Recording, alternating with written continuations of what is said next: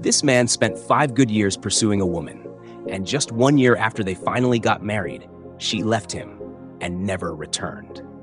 What a tragedy. But what he did in the end will make you cry.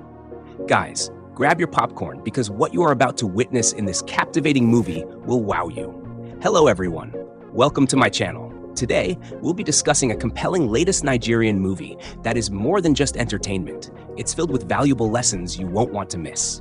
So let's dive right in. The movie begins with a couple, Osandu and OJ, celebrating their wedding anniversary. Their journey to marriage was not an easy one. It took Osandu a whole year to ask OJ out on a date, and another 3 years before they got married. Osandu had always been afraid of love, but eventually they found happiness together. While exchanging heartfelt words, Osandu surprised his beloved wife with an expensive diamond wristwatch, which she loved and appreciated. Just as he closed his eyes expecting a gift from OJ, she suddenly fainted before he could count to 5. Shocked and panicked, Osandu rushed her to the hospital. The next day, the doctor delivered unexpected news. OJ was pregnant and needed a lot of rest. She had known about her condition, but had chosen to keep it a secret. Osandu thanked the doctor and went to see his wife. This was the news OJ had wanted to tell Osandu before she fainted. They both cherished the moment, and Osandu spent quality time with her. That night, they returned home and enjoyed each other's company, deepening their love even more. The next morning, while in the kitchen, OJ informed Osandu that her company had transferred her to a new department, requiring her to travel for a while. Osandu was against the idea due to her condition, but OJ reassured him that she would be fine and that she would eventually inform her boss about her pregnancy. Although the doctor had given her the go-ahead, Osandu was still concerned. However, he eventually agreed and even prepared Nigerian jollof for both of them. That same day, Osandu and OJ spent some more time together, giving each other body massages in their room. Later, Osandu helped her pack a few of her things into her car before she left. However, tragedy struck. That evening, 2 young men arrived at Osandu's house with devastating news. His wife was gone. They explained that they tried to save her but couldn't. In shock, Osandu dropped his cup of coffee. From that day, Osandu was overcome with grief, spending most of his time by the water, mourning his beloved wife. He was heartbroken, shedding hot tears as he struggled to cope with his loss. One day, Osandu almost got into a fight with the CEO of OJ's company, blaming and accusing him of murdering his wife aboard his ship. However, the CEO's bodyguards intervened, preventing Osandu from escalating the situation. The CEO then explained the gravity of Osandu's accusations and made him understand that he too had lost someone dear. His niece was also on that ship.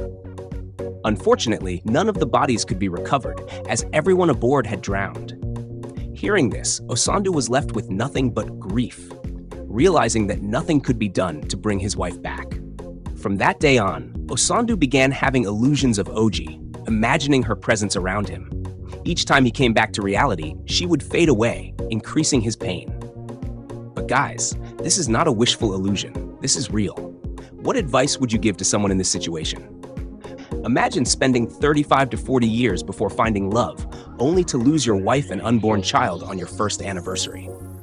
Pause the video and leave a comment as we see how his life unfolds from here. Months later, in an office space, a woman named Natasha was seen speaking to Becky, a young lady who had just started her 6-month internship. If Becky performed well, she would be absorbed into the company's recruitment program, which excited her. Later that day, Natasha visited Osandu's house to deliver some files he had requested. However, he barely responded to her words and ignored the information about someone trying to reach him. He simply gave Natasha further instructions before she left, but it was clear that Osandu was not in a good state. The next day, while Natasha was showing Becky around the office, Becky came across a picture of Osandu's late wife. Natasha then told her about the tragic news. Becky, curious to know more, started asking further questions, but Natasha quickly redirected her focus back to work. Later that day, Becky and her friend had a conversation about the type of men they preferred. Their choices were complete opposites.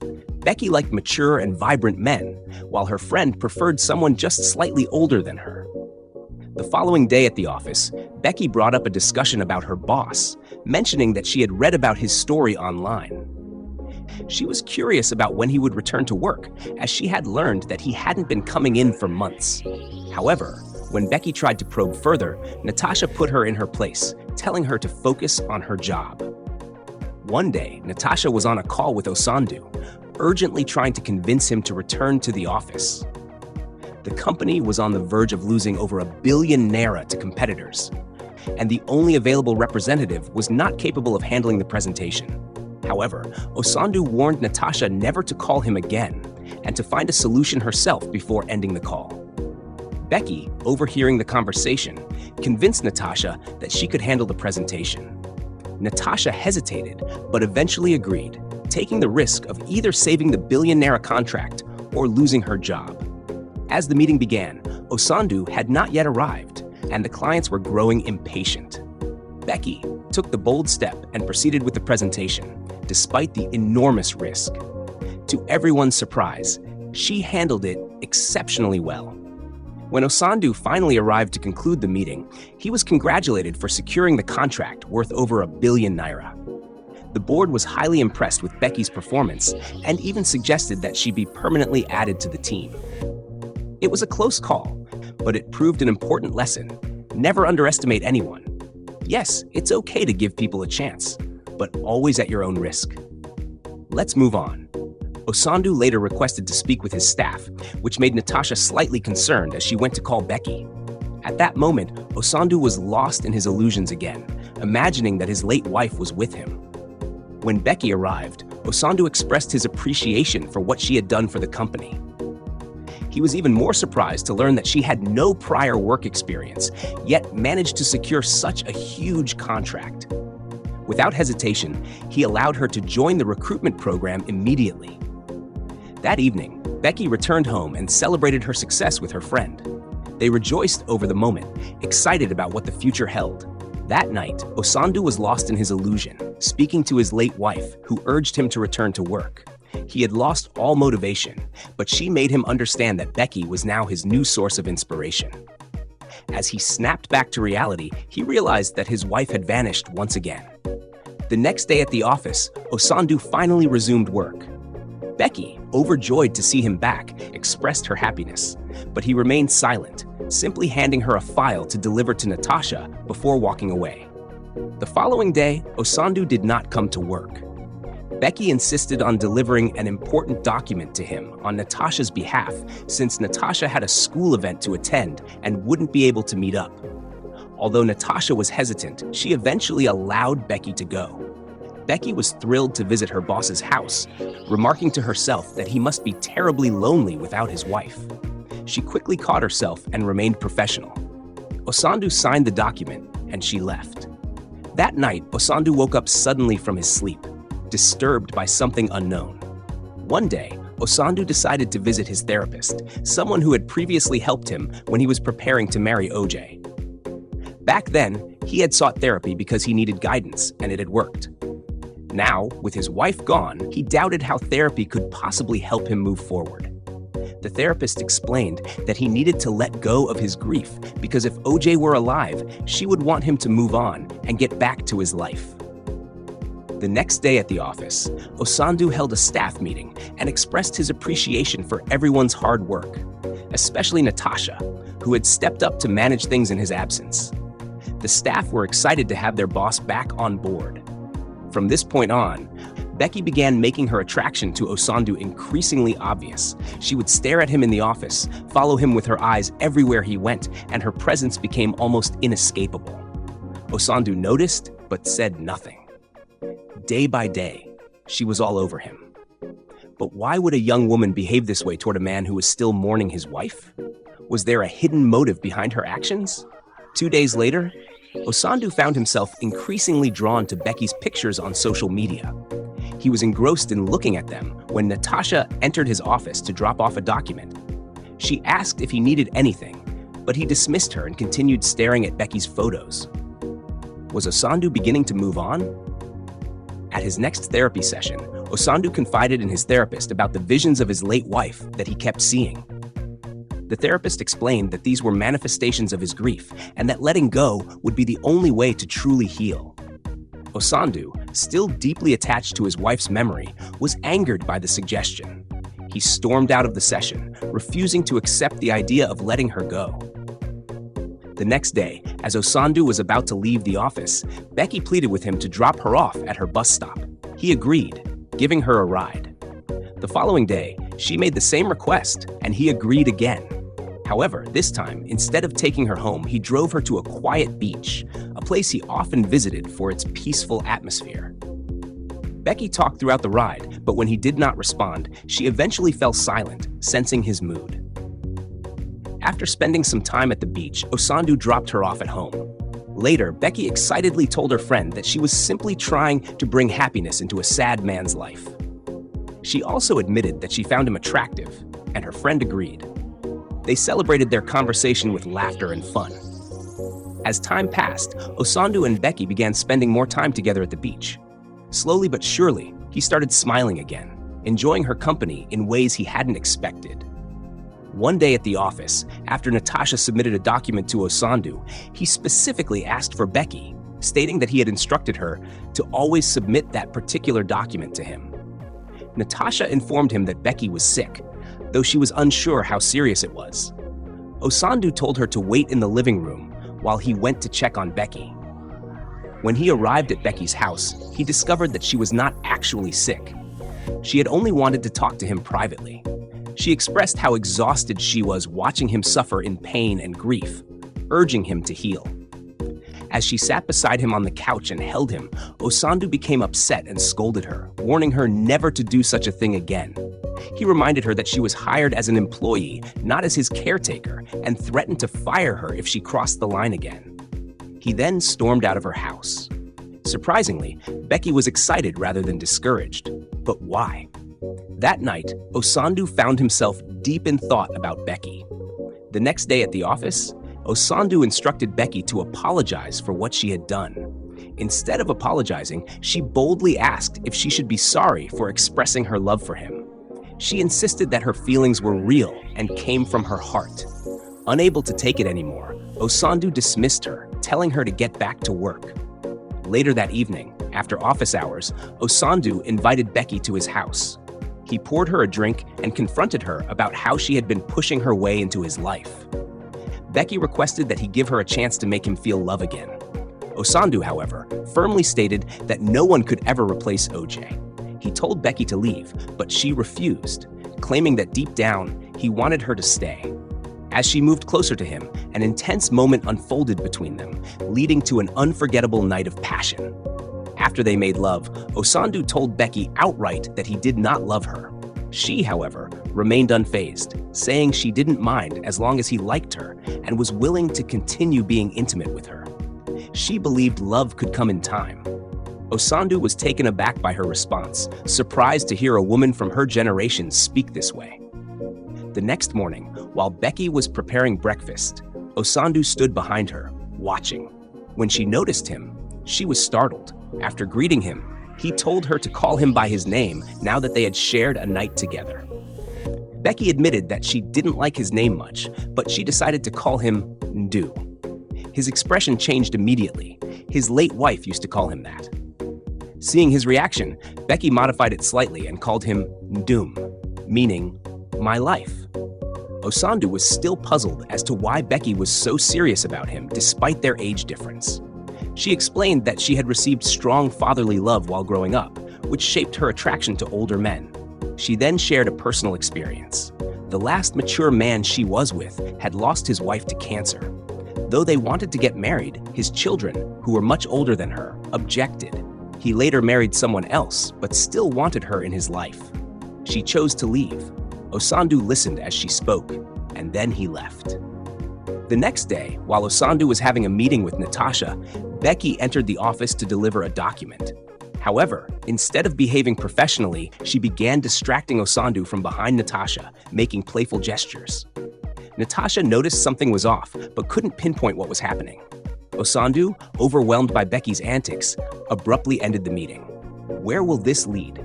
Will Osandu eventually fall for Becky, or will he push her away for good? Stay tuned to find out. Later that night, while Osandu was on a business call, Becky tried to get his attention by distracting him. He eventually ended the call and spent time with her.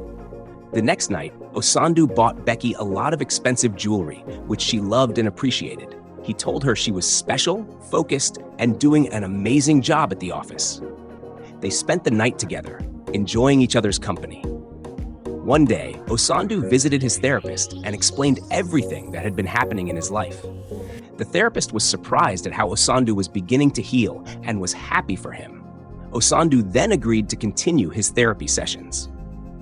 This moment showed that while therapy might not always have all the answers, it still plays a crucial role in helping people heal.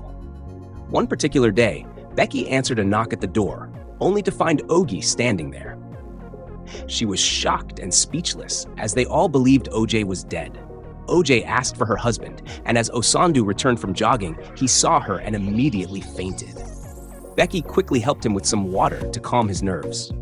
When he woke up, he was still in disbelief. Becky, realizing her place, started packing her things to leave.